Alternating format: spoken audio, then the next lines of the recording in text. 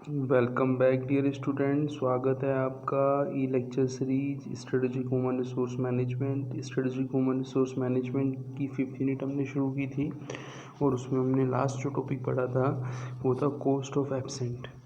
Cost of absent का हमने part first पूरा कर लिया था और इस लेक्चर 42 के अंदर हम पढ़ेंगे cost of absent part second. Cost of absent की यदि हम बात करें तो हमने पहले मीनिंग की बात की थी कि ऑथोराइज्ड एब्सेंट होता है, अनऑथोराइज एब्सेंट रहता है। ऑथोराइज एब्सेंट क्या रहता है?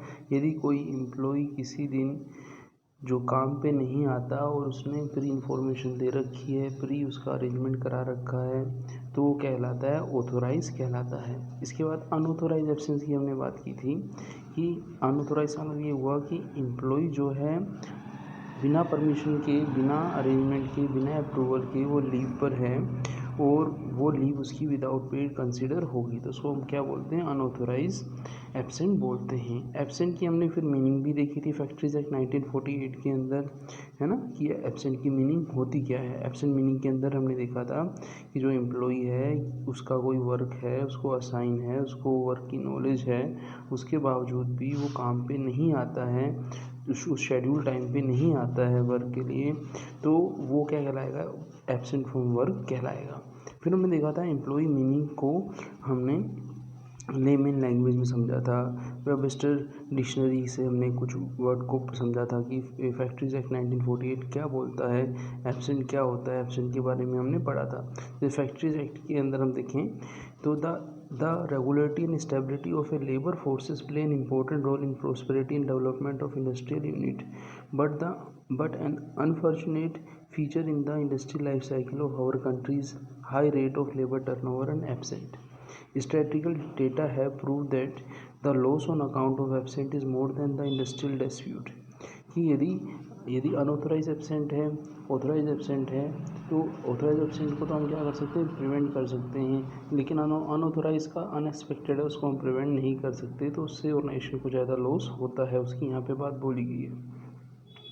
The problem of absent is more serious threat than any other industrial problem. Industrial problem जैसे इंडस्ट्रियल डिस्प्यूट होती है, उसी तरह एब्सेंट की जो प्रॉब्लम है वो भी एक इम्पोर्टेंट प्रॉब्लम मानी गई है। अब हम बात करेंगे कि जो एब्सेंट की हम बात कर रहे हैं कि एब्सेंट के फीचर्स हमने पढ़ लिए थे लास्ट लेक्चर में, 4 फीचर्स हमने देखे थे यहाँ पे। फिर हम देखेंगे एब्सेंट के जो 3 मेजर फैक्टर हैं, जैसे ऑर्गेनाइजेशन फैक्टर है, सोशल फैक्टर है, पर्सनल फैक्टर है, वो हैं क्या, उनको हम यहाँ पे डिस्कस करते हैं वन बाय वन। इस लेक्चर का जो टाइटल है वो यही है, एब्सेंट, लेबर एब्सेंट का या एम्प्लॉई एब्सेंट का या कॉस्ट ऑफ एब्सेंट का पार्ट जो सेकंड है कि 3 major factor affecting employee absent. तो उसके अंदर फर्स्ट आता है ऑर्गेनाइजेशनल फैक्टर। इसमें ऑर्गेनाइजेशन के वो फैक्टर जो एम्प्लॉय के एब्सेंट के लिए जिम्मेदार हैं उनको रखा जाएगा। जैसा कि आप देखें, डलनेस है, मोनोटोनी है वर्क की, है ना, एम्प्लॉय का इंटरेस्ट वर्क का कम हो गया है मोनोटोनी या डलनेस के कारण, ठीक है ना, तो फिजिकली मेंटली टायर्ड हो जाता है, तो वो रेस्ट चाहता है। तो पहला क्या आता है ऑर्गेनाइजेशनल फैक्टर के अंदर? Dullness, monotony of work cause an employ to loss interest in work, it make him physically and mentally tired, ठीक है ना। उसके बाद हम देखें लीनियंसी।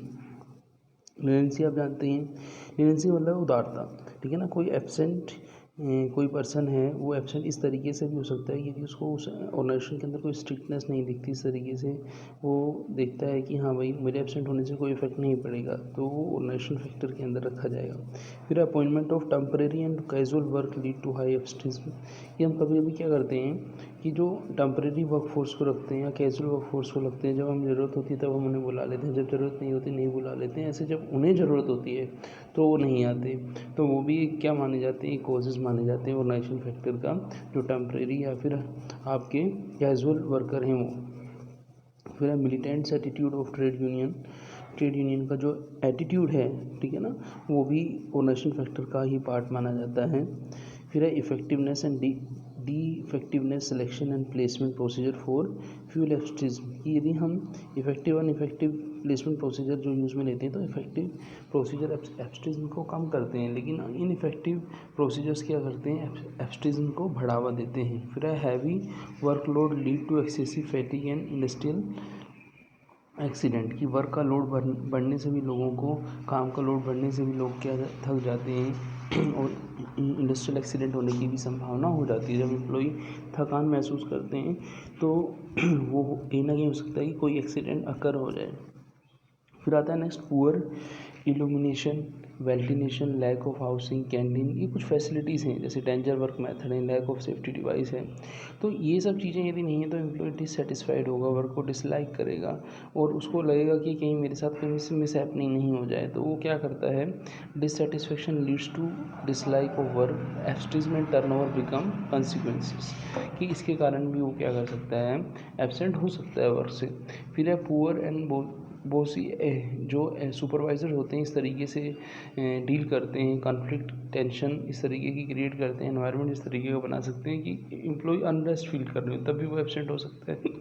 फिर है over staffing, irregular flow of production है, कभी हमें स्टाफ कम चाहिए, कभी हमें ज़्यादा चाहिए, इनइफेक्टिव यूज़ ऑफ स्किल्स है, इनएडिक्वेट ट्रेनिंग है, इनएडिक्वेट इंसेंटिव भी टाइम पे नहीं मिलते, कंपनसेशन भी नहीं मिलता, ग्रीवियंस कोई प्रॉब्लम होती है तो उसका सोल्यूशन भी नहीं होता। तो ये जो लो मोरल है, लैक ऑफ जॉब सेटिस्फेक्शन है, ये सब एब्सेंटिज्म के कॉजेज़ हैं। फिर है lower pay is one of the reason for absenteeism since worker absent themselves to supplement their income by working elsewhere. तो ऐसी लोअर पे है वो भी एक कारण है एब्सेंटिज्म का, ठीक है ना। वर्कर एब्सेंट करते हैं लो पे के कारण, वो जॉब को स्विच करना चाहते हैं इनकम लेवल बढ़ाने के लिए। तो ये सारे फैक्टर जो हमने पढ़े किसके अंदर पढ़े, ऑर्गेनाइजेशन फैक्टर के अंदर पढ़े। अब हम पढ़ेंगे सोशल फैक्टर। सोशल फैक्टर का मतलब है कहीं ना कहीं सोसाइटी भी एब्सेंटिज्म में जो है कोऑपरेट कैसे करती है। जैसे आप देखें, migratory nature of labour forces in India does not endanger a sense of belongingness to the work place, hence it is a frequent absence. जो migratory nature of work places है कि हम क्या करते हैं, चेंज कर देते रहते हैं, इंडिया के अंदर सिस्टम है। जैसे आपने देखा होगा कि हर किसी, जैसे एजुकेशन इंस्टीट्यूशंस मान लीजिए या फिर कॉन्ट्रैक्ट लेबर मान लीजिए, उसमें एक टाइम के बाद कॉन्ट्रैक्ट पूरा हो जाता है तो उसके बाद प्राइवेट सेक्टर की बात कर रहा हूँ, वहाँ पे कहीं ना कहीं क्या होता है, उस कॉन्ट्रैक्ट के पूरा होने के बाद जो वर्कफोर्स को माइग्रेट कर दिया जाता है, तो वो भी एक सोशल फैक्टर माना जाता है। इनएडिक्वेट हाउसिंग एंड ट्रांसपोर्ट फैसिलिटी है वर्कर का, कि यदि कोई वर्कर है सपोज मान लीजिए बहुत ऐसे एरिया में रहता है जहाँ पे ट्रांसपोर्ट की फैसिलिटी नहीं है, तो या फिर उसको हॉस्टल की फैसिलिटी या फिर इन हाउसिंग फैसिलिटी नहीं मिल पा रही है, तो उस कारण से भी वो एब्सेंट हो सकता है, लेट आ सकता है। Lack of hospital facility for treatment to lead absenteeism, medical facility नहीं है तो भी एब्सेंट का कारण हो सकता है। Seasonal causes like cultivation season, marriage season, ये तो हमने पहले भी पढ़ा था जब हमने एब्सेंटिज्म के कॉजेज़ पढ़े थे। तो ऐसे सीज़न भी हो सकते हैं। आपने देखा होगा कि जैसे कुछ इस तरीके के बिजनेस होते हैं जिनमें सीजनल काम होता है, जैसे मैरिज हुई, एम्यूज़मेंट पार्क वगैरह हुई, रिलीजियस फेस्टिवल हुए, इनमें क्या होता है उस पर्टिकुलर टाइम पे ही वर्कफोर्स की ज़रूरत होती है, तो उस समय वो प्रेजेंस रहते हैं और इस एक समय में इनकी डिमांड क्या होती है, हाई हो जाती है। तो सीजनल कॉजेज़ भी हैं, सोशल फैक्टर माने जाते हैं। फिर अपना जो थर्ड आता है लास्ट, जिसको हम बोलते हैं पर्सनल फैक्टर। पर्सनल फैक्टर क्या है, the rate of absence is high in the case of unskilled and young worker because of their personal problem. ये अनस्किल्ड और यंग वर्कर होती है वो अपनी पर्सनल प्रॉब्लम के बेसिस पर एब्सेंट हो सकते हैं। Woman worker are more prone to absenteeism, कि जो वुमन जो रहती हैं उनके पास आपको पता ही है पर्सनल और फैमिली की प्रॉब्लम सारी वही संभालती हैं, तो वो भी वर्क से एब्सेंट हो सकती हैं। Alcoholic and drug addicted show higher tendency of absenteeism, कुछ इस तरीके से एल्कोहलिक यूज़ करते हैं, ड्रग्स यूज़ करते हैं, वो लोग भी क्या है एब्सेंट हो जाते हैं। Indebtedness of worker cause absenteeism, ठीक है। कभी कभी क्या होता है कि जो आपके कुछ वर्कर इस तरीके से होते हैं, आपने देखा होगा एक दूसरे से उधार लेना ही इंडेप्टनेस कहलाता है, तो वो वर्कर भी उस समय क्या एब्सेंट हो जाते हैं। इन्फीरियर कॉम्प्लेक्स एडजस्टमेंट्स हैं, जॉब्स डिससेटिस्फेक्शन है, नेगलेक्ट बाय फैमिली मेम्बर है, तो ये कुछ ऐसे हैं जो उनके पर्सनल फैक्टर हो सकते हैं, ठीक है ना। Cause worker to loss interest in job, काम से उनका काम में उनका मन नहीं लग रहा, तो ऐसे बहुत सारे पर्सनल कॉजेज़ हो सकते हैं जो एब्सेंटिज्म का कारण हो सकते हैं। तो इस जो अपना एब्सेंटिज्म के अंदर हमने जो पढ़ा है, इस लेक्चर के अंदर हमने यही पढ़ा है एब्सेंटिज्म के कौन कौन से फैक्टर हैं। जैसे हमने सबसे पहले देखा कि एब्सेंटिज्म के जो 3 फैक्टर हैं उनमें लास्ट फैक्टर है आपका पर्सनल फैक्टर है, फिर हमने देखा सोशल फैक्टर है, और फिर हमने देखा कौन सा ऑर्गेनाइजेशनल फैक्टर है। तो यदि इन फैक्टर का थोड़ा हम इम्पैक्ट कंसीडर करें तो कहीं ना कहीं हम एब्सेंटीज़म को क्या कर सकते हैं, कम कर सकते हैं। और जब एब्सेंटीज़म कम हो जाएगी तो ऑटोमेटिकली हमारी क्या होगी, प्रोडक्टिविटी क्या होगी, इंक्रीज़ होगी। हमारे ऑर्गेनाइजेशन के अंदर एब्सेंटीज़म कम होगा और प्रोडक्टिविटी क्या होगी, इंक्रीज़ होगी। तो मिलते हैं फिर नेक्स्ट लेक्चर में। थैंक्स।